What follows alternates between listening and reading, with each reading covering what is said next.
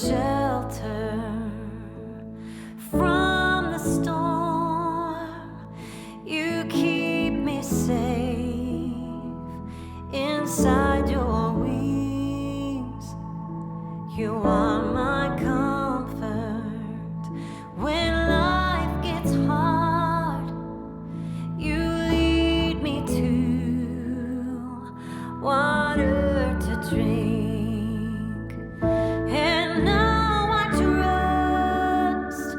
Your gentle hand, even when I can't understand.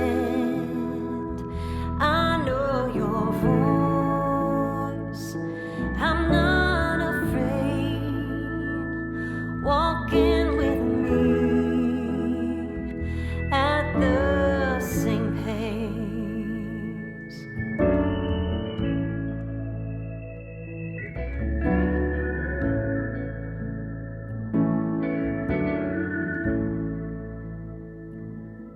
My companion, my confidant, you will be true when I am not, and when I give you my injuries. So I was trying to figure out what I was going to say when I came out here today. I had some ideas on dressing up in this big, I was going to do this whole elaborate morning thing where I was going to dress up in this big black veil and have the gloves and the lipstick and the whole 9 yards and do like a whole kind of reliving the day kind of thing. But I decided to just leave that for my thumbnail. And then I thought about maybe writing her a letter and leaving it here. But I decided not to do that too. I'm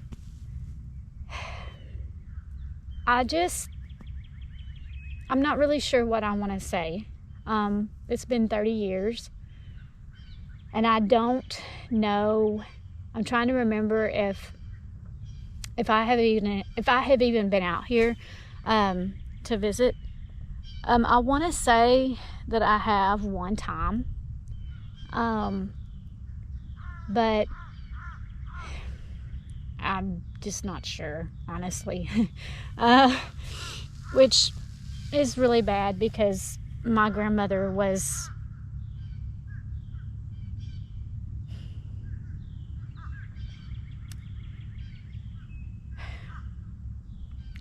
my world growing up. And I know I'm probably going to piss some people off when I say this, but she's the only person in my life that I really actually felt like loved me. I know I have people in my life that do love me, but I always feel like they want something in return. You know, like it's an ulterior motive behind it. Like, you know, you do this for me and I'll do this for you. And I don't know, maybe her death just hurt me so bad that that's just how I see the world and I see people. And I don't trust a lot of people. Like I always am on my guard. Like I wanna be friends with people, you know, and I want to have those relationships.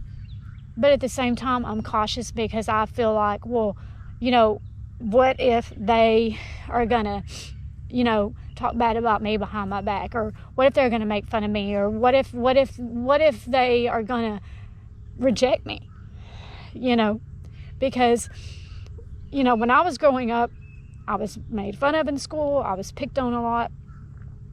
It was very hard for me to make friends because of my vision being so bad and having to wear glasses all through school, and, you know, just the kids making fun of you. And I remember one time I went to my grandmother's store after school, like I did a lot of days, and I remember crying because some kids at school had made fun of me.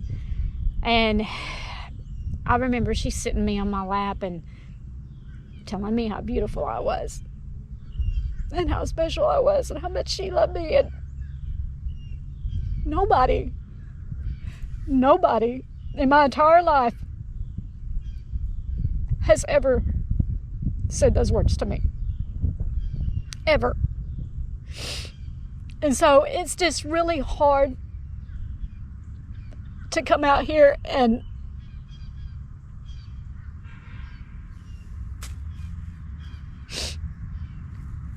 I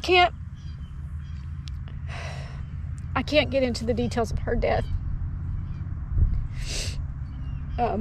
It's not that I don't want to talk about it.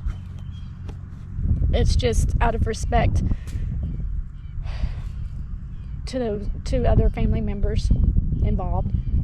It's just best if I don't get into the specifics of what happened. But let me just say that it still haunts me to this day, and I still remember every detail of that day. I remember where I was in school and what class I was in when she died, and I remember being pulled out of my second to last period class in school, and being told that she had died. Like, I remember that day, like I relive it over and over and over and over in my mind all the time. And I don't think that it's something that I'll ever truly get over. Because she wasn't just my grandmother. She was my best friend. And she was the one person that all I had to do was breathe. And she loved me. She didn't expect anything in return. She didn't expect anything but just the fact that I was just in this world, that I was just here. She loved me. And I just don't think anybody else, or sometimes I feel like nobody else could compare.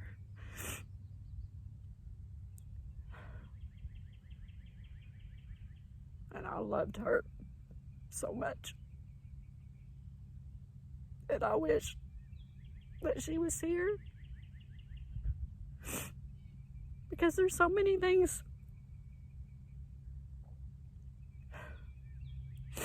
I want to ask her, so many things I want to tell her, so many things I wish.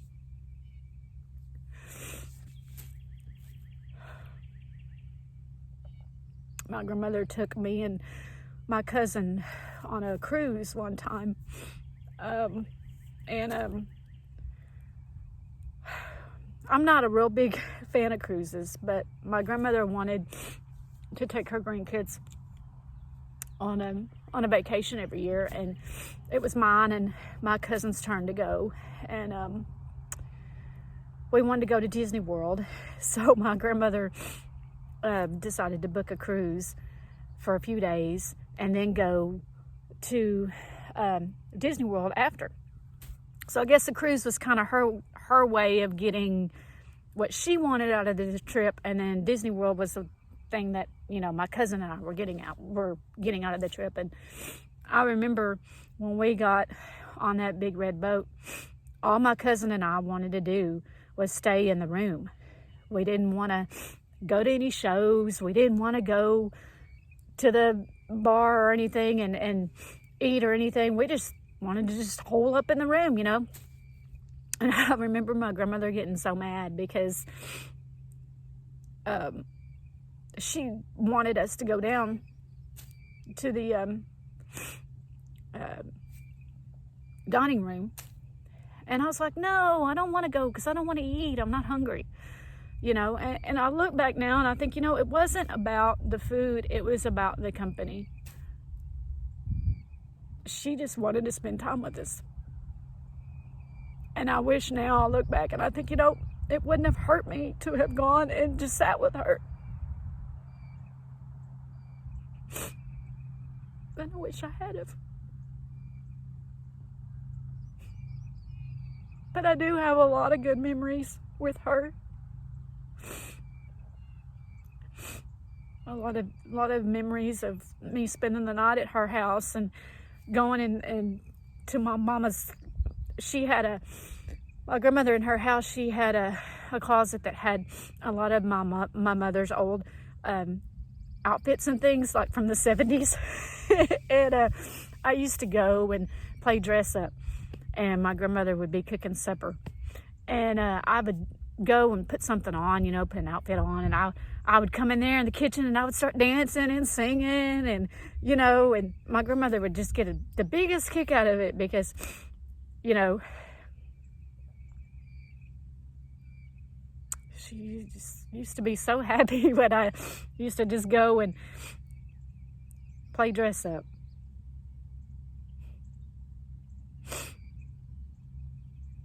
And I remember all the Snicker bars and the Cheez-Its and the cheese crackers, all the snacks that she used to keep at her store. So anytime we would go over there after school, we'd go down to the store and after school, and she always had the best snacks. Always Snicker bars and Cokes and Austin cheese crackers.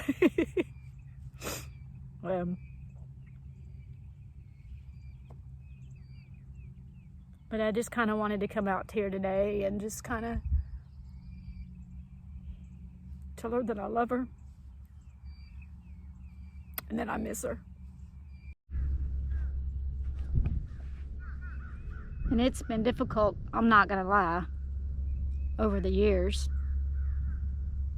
processing her death. Because like I said earlier, I still remember it like it was yesterday. It's still so vivid in my mind. There's a lot of days when I just feel so numb.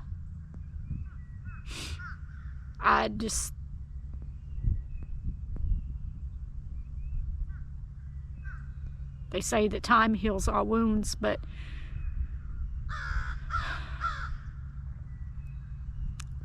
I'm just one of those people that I'm very sensitive to everything. I'm sensitive to criticism. I'm sensitive to compliments. I feel things very deeply. It's just how I am.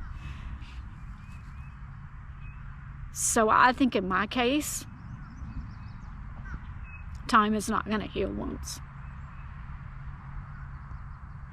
It'll never bring her back. Yes, I have the memories, you know, of going and riding in her silver truck and going and feeding the cows in the evenings when she would get off work at the store, and she always cooking breakfast for us or cooking supper when we would spend the night. Or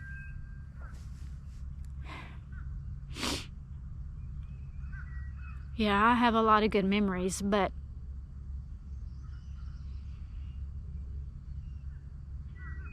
I don't think the pain will ever go away. Not totally.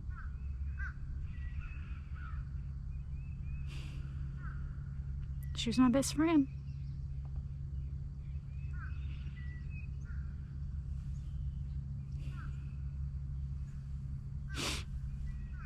And I hate that she was taken away from me so soon.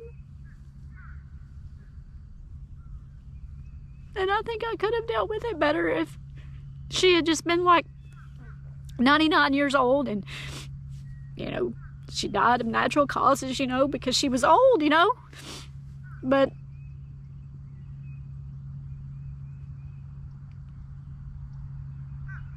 I don't think I'll ever truly be able to